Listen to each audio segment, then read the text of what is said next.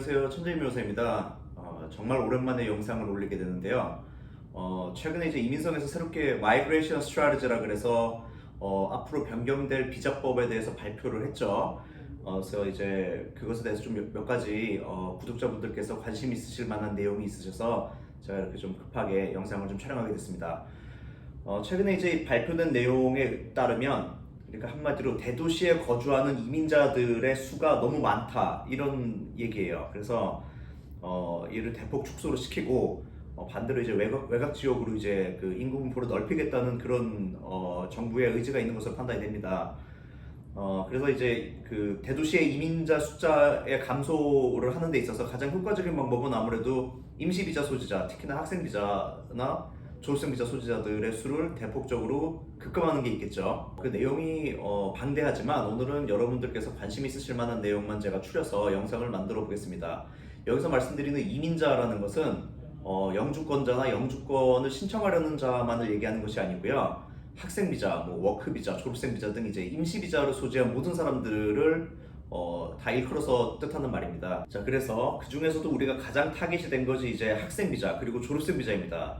이미 10월부터 학생 비자 심사가 까다롭게 진행이 되고 있고 이와 관련된 내용은 제가 지난번 영상에서 한번 다룬 적이 있습니다. 그런데 이제 내년 초부터는 여기서 더 강화된 기준으로 심사를 하겠다는 건데요. 그 주요 내용은 대략 이렇습니다.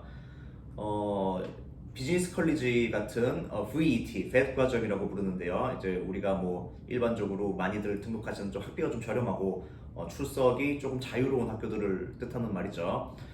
그런 VET 과정을 등록하실 때 영어 점수가 기존에는 IELTS 기준 5.5였는데 이게 6.0으로 상향 조정됩니다. 그리고 더 중요한 것은 영어 성적의 제출이 의무화가 됩니다. 사실 이거는 점수가 올라갔다는 것보다 영어 성적 제출이 의무화된다는 것이 더 중요한 관점일 것 같아요.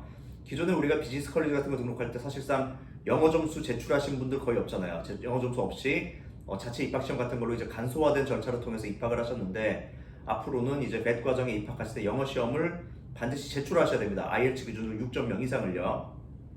근데 그러면 영어 점수가 안 되는 사람은 비즈니스 컬리지를 가지를 못하느냐? 그거는 아니죠. 이제 그 랭귀지 스쿨을 같이 이제 콤보로 묶어서 등록을 하시면 가실 수는 있어요. 뭐 가령 예를 들어 랭귀지 스쿨 3개월 플러스 이제 비즈니스 스쿨 3년 이런 식으로 묶어서 신청을 하시면 되는데, 다만 여기서 문제점은 이 영어 과정을 등록하는 데 있어서도 영어 점수를 내라는 거예요. 아니, 영어를 못해서 영어 과정을 등록을 하는데 여기서 영어 점수를 내라니 참 앞뒤가 안 맞는 얘기죠. 근데 어쨌거나 앞으로 바뀔 법령으로 의거를 하면 무조건 영어 점수가 필수적으로 제출이 돼야 됩니다. 그러니까 비즈니스 컬리지를 내가 가더라 하더라도, 영어가 안 된다 하더라도 일단 IELTS 같은 시험을 무조건 보셔야 돼요. 뭐 영어가 4.0이 나오든 4.5가 나오든 5.0이 나오든. 그래서 6.0이 나오면 한 번에 비즈니스 컬리지로 들어가실 수가 있고요. 만약에 그 아래로 나오면 부득이하게 영어 과정이랑 같이 콤보로 묶어서 등록을 하셔야 됩니다. 점수가 어떻든지 간에 영어 점수를 반드시 제출을 하셔야 되니까 빠른 시일 안에 영어를 보셔야 될 것 같고요.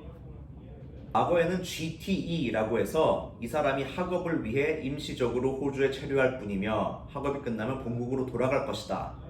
그러니까 임시 체류자인지 여부를 집중적으로 심사 기준에 뒀다면 앞으로는 GST라고 해서 학업의 목적이 순수 학업 목적인지 여부를 더 집중적으로 심사를 하겠다는 얘기입니다. 이게 무슨 얘기냐면 이 사람이 그냥 공부 목적이 아니라 단순히 호주 내에서 체류를 하기 위해서 체류용 비자를 받아서 그냥 일하면서 돈만 벌고 그렇게 뭐 몇 년 동안 그냥 그 돈만 벌다가 본국으로 돌아가는 목적이 아니라 정말로 이 사람이 공부가 필요해서 호주 내에서 학생 비자를 하는 것인지 이것을 본다는 얘기죠. 그러니까 이 신청자가 현재 가지고 있는 배경, 본국에서의 최종 학력 또는 경력 등을 고려해서 호주에서의 학업이 어떠한 개연성이 있는지, 그리고 이 사람한테 꼭 필요한 학업인지 등을 심사를 하겠다는 겁니다.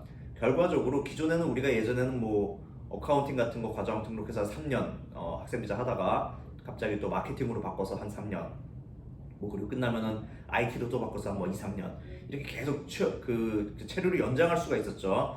또는 뭐 대학교까지 다 졸업을 해놓고 갑자기 쿠컬이나 비즈니스 과정으로 등록해서 뭐 한 2, 3년 더 체류한다거나 이런 경우가 많이 있었는데, 사실 이런 행위들이 다 불가능하게 되는 겁니다. 한마디로 기존에 공부한 것보다 레벨이 낮은 하위 과정으로 등록을 하면 학생 비자가 거절이 날 가능성이 높다는 얘기죠.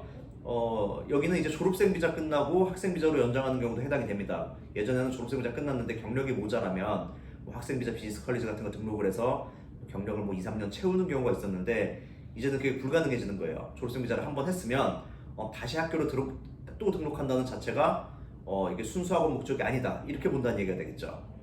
그래서 내년 초부터는 학생 비자, 특히 벳 과정에 등록하시는 분들의 심사가 강화될 예정이기 때문에 아무래도 준비를 좀 철저히 하셔야 될 것 같고요.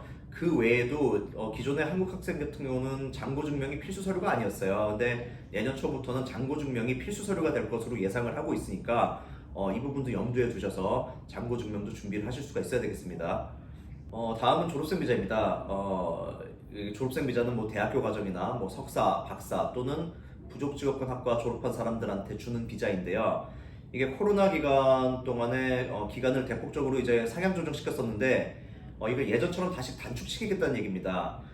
일반 디플로마 등의 졸업자는 이미 1.5년으로 단축이 되었고요. 학사의 경우는 2년, 석사도 2년, 석사 리서치의 경우에만 3년, 그리고 박사의 경우 3년으로 단축시키겠다는 얘기입니다.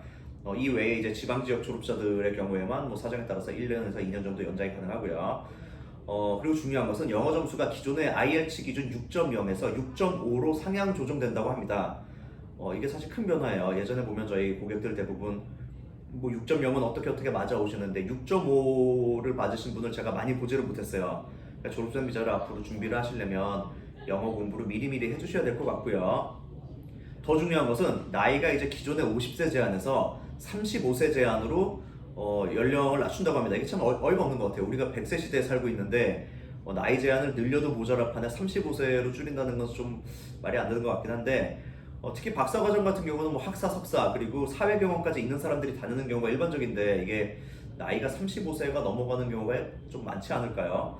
어쨌거나 지금 내용들은 내년 중순부터 시행 예정이라고 하니까 그 전에 졸업생 비자를 신청하실 수 있는 자격이 되시는 분들은 가급적 빨리 서두르실 것을 권장합니다.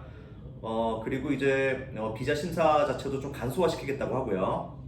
이게 뭐냐면 기존에는 이제 브리징 비자로 오래 버티는 경우가 있었어요. 가령 졸업생 비자가 1.5년짜리인데 이거를 졸업생 비자 신청해 놓고 브리징 심사 기간이 6개월씩 걸리는 바람에 6개월 동안 브리징 상태로 우리가 버틸 수 있죠. 그럼 그동안에 이제 좀 필요한 경력도 좀 충족을 시키고 원하는 대로 체류를 좀 연장시킬 수 있었는데 이 비자 심사를 간소화해서 비자 승인 결과가 최대한 빨리 나오도록 하겠다는 얘기예요. 그러면 이제 우리가 브리징으로 버티는 그런 일이 일어나지 않겠죠. 그러니까 앞으로는 브리징 비자로 체류 기간을 연장시켜서 뭐 경력을 채운다라든지 이런 것도 불가능하게 되겠습니다. 그래서 당분간 지금 이 그 발표된 정책이 얼마 동안 오랫동안 지속될지는 저도 모르겠어요. 근데 아무리 못해도 향후 한 2, 3년은 지속되지 않을까 이런 생각을 조심스럽게 해보면서 이 외에도 이제 워크비자 관련해서도 새로 발표된 게 있는데 저희가 그거는 다음 영상에서 구체적으로 또 다뤄보도록 하고 오늘 영상은 여기서 마치도록 하겠습니다. 감사합니다.